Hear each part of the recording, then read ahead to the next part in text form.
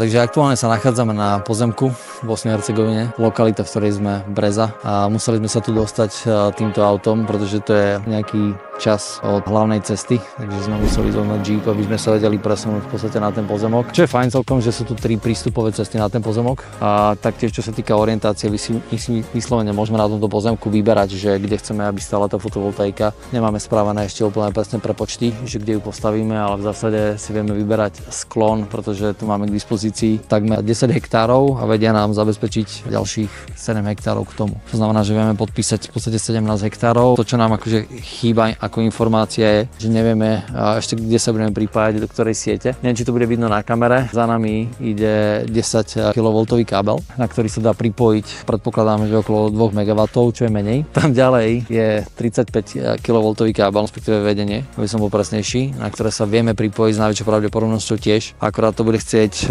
širšiu diskusiu a možno trošku dlhší proces developmentu. Vedeli by sme tu urobiť možno 7-8 MW, predpokladám, pretože viem, že tu kapacita na tej sieti je, len potrebujeme zistiť presný prípojný bod. A už to nebudem ukazovať akože úplne detailne, ale za nami je 220 kV kábel, už nie je ďaleko, ale tu nemáme na tejto lokalite dostatok pozemku, aby sme robili tak veľký projekt, aby sme sa pripojili tam. Takže s najväčšou pravdepodobnosťou pôjdeme len na tieto 2 káble. Zajtra nás čaká podpisovanie tohto pozemku. Budeme ho najprv prenajímať a potom neskôr ho budeme kupovať, keď budeme mať prípojku na sieť. To je naša predstava. Čo sa týka lokality alebo spotreby, tak sme nedaleko ďalšej obce, ktorá sa volá že Vareš. Tie pastviny zachováme, bude to fotovoltaika, ale vytvorí sa tu aspoň nejaký pohyb a samozrejme, že to tu budú kosiť potom ovce.